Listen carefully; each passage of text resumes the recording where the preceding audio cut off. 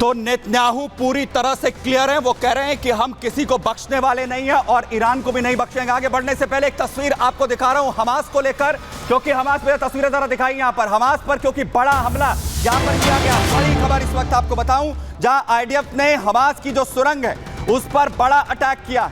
IDF क्योंकि लगातार Hamas पर बड़े एक्शन में इजरायली एयरफोर्स ने जहां बड़ी कार्रवाई यहां पर की है।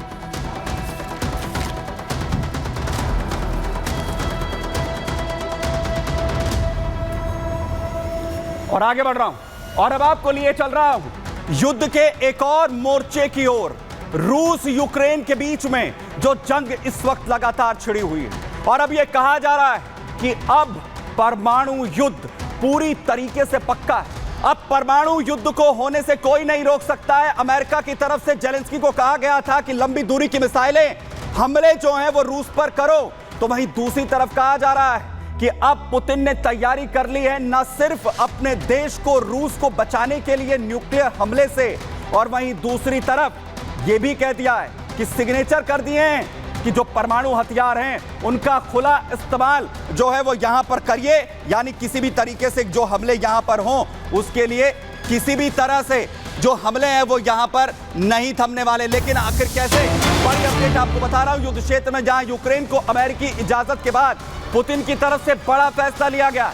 बड़ी जानकारी आपको दे दूं, यूक्रेन को अमेरिकी इजाजत मिलने के बाद अब पुतिन ने भी उन पेपर्स पर साइन कर दिए हैं जिसके जरिए इजाजत जो है वो न्यूक्लियर हथियारों के इस्तेमाल की दी गई है। न्यूक्लियर डॉक्ट्रिन में बदलाव को पुतिन की तरफ से मंजूरी दे दी गई है, यानी अब जो खुली छूट है वो भी न्यूक्लियर हमले की रूस में पुतिन की तरफ से दी जा रही है। जो फाइल है उस पर साइन पुतिन की तरफ से कर दिए गए हैं।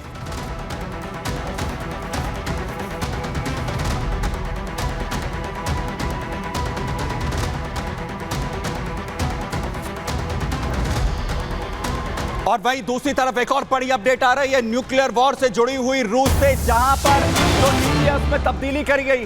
क्रेमलिन के प्रवक्ता दिमित्री पेस्कोव की तरफ से बड़ा बयान दिया गया है, जहां न्यूक्लियर वॉर को लेकर सिचुएशंस बेहद गंभीर होती हुई इस वक्त नजर आ रही हैं। पुतिन ने साइन किए हैं जहां एक तरफ डॉक्ट्रिन पर तो वहीं दूसरी तरफ परमाणु नीति जो है वो रूस की तरफ से नई बनाई गई है, जिसके जरिए न्यूक्लियर वॉर की सिचुएशन और भी खतरनाक बनती हुई दिख रही है। क्रेमलिन प्रवक्ता दिमित्री पेस्कोव की तरफ से यह बयान यहां पर आया है जिसमें कहा गया है कि अगर मिसाइल से हमला हुआ तो जवाब रूस की तरफ से दिया जाएगा।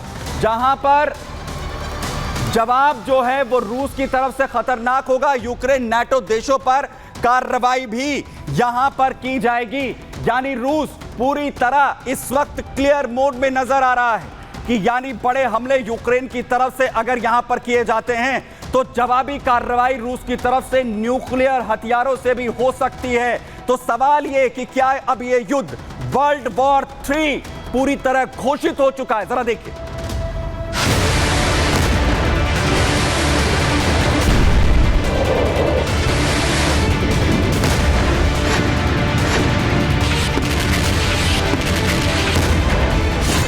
रूस और यूक्रेन युद्ध में अब परमाणु हमले का सायरन बज चुका है। रूस यूक्रेन युद्ध का भीषण अंजाम होना तय है। पुतिन न्यूक्लियर वार की तैयारी कर चुके हैं और कभी भी परमाणु हमले की आग भड़क सकती है। रूस ने यूक्रेन पर अब तक का सबसे बड़ा हमला कर उसे दहला दिया।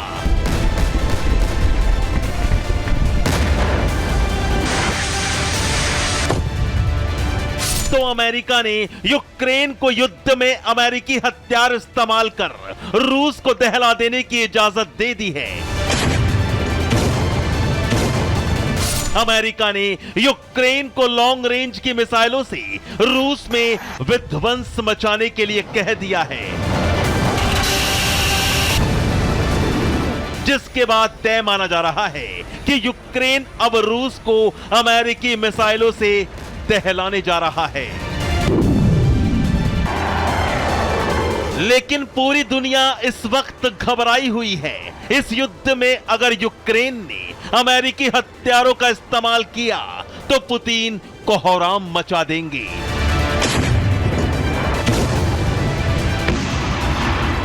क्योंकि पुतिन कह चुके हैं कि अगर रूस पर अमेरिकी हथियारों से हमला हुआ तो जवाब न्यूक्लियर हमलों से दिया जाएगा। In the updated version of the document, अगर रूस की ओर बड़े पैमाने पर दुश्मन की मिसाइल या फिर यूएवी लॉन्च किए जाते हैं या जब भी ये हथियार रूस के इलाके में प्रवेश करते हैं तो हम परमाणु हथियारों का इस्तेमाल करेंगे। वहीं दावा किया जा रहा है कि न्यूक्लियर वेपन के इस्तेमाल के लिए पुतिन ने इजाजत दे दी है, यानी रूस कभी भी अब परमाणु हथियारों का इस्तेमाल कर अपने दुश्मनों का महाविनाश कर सकता है। वहीं पुतिन रूस को परमाणु हमलों से बचाने की तैयारी में भी जुटे हैं, जिसके लिए वो एंटी न्यूक्लियर कैबिन बना रहे हैं। यानी अगर रूस पर परमाणु हमला होता है तो रूस के नागरिकों की जानें बचाई जा सके। वहीं उत्तर कोरिया का तानाशाह किम जोंग, जो लगातार रूस की मदद इस युद्ध में कर रहा है, उसने भी मिसाइल परीक्षण कर पूरी दुनिया को दहला दिया। ये मिसाइल परीक्षण किम जोंग के उस बयान के बाद किए गए हैं जिसमें उसने अपनी सेना को तैयार रहने के लिए कहा था। तो सवाल ये कि क्या ये तैयारी वर्ल्ड वॉर 3 और रूस की मदद की तो नहीं? Bureau report, Republic Bharat. लेकिन वर्ल्ड वॉर 3 और न्यूक्लियर हथियारों की जो दौड़ है उसके बीच आखिर तैयारी किस लेवल तक पहुंच चुकी है, तस्वीर में आपको दिखाऊं। बचाव की तैयारी भी यहां पर इस वक्त की जा रही है। ये वो कैबिन्स हैं जिस पर न्यूक्लियर हथियारों का कोई असर नहीं होगा और ये रूस इस वक्त तैयार करता हुआ नजर आ रहा है। और वहीं आखिर परमाणु हमले से बचने का क्या रूसी प्लान है वो मैं आपको यहां पर बता रहा हूं, जरा देखिए। जहां पर परमाणु हमले से बचने के लिए पुतिन ने जो प्लान तैयार किया है उसमें रूस की तरफ से खास तैयारी की जा रही। खास तैयारी है एंटी रेडिएशन कैबिन बनाने की। एंटी रेडिएशन कैबिन तैयार किए जा रहे हैं। कैबिन में एयर फिल्ट्रेशन सिस्टम लगाया जाएगा। एयर फिल्ट्रेशन सिस्टम होगा। लंबे वक्त तक कोई भी शख्स इसमें लंबे वक्त तक जिंदा रह सकता है, बचा रह सकता है। खाने और पानी तक का, बिजली तक का इसमें पूरा इंतजाम होगा। हाई टेम्परेचर तक भी यह बर्दाश्त कर सकता है कि जो अंदर शख्स होगा उसे कोई दिक्कत नहीं होगी। बड़ा विस्फोट भी हो जाए तो कैबिन पर किसी तरीके का असर नहीं होगा। इमरजेंसी संपर्क के लिए भी कम्युनिकेशन सिस्टम इनमें बनाया जा रहा है।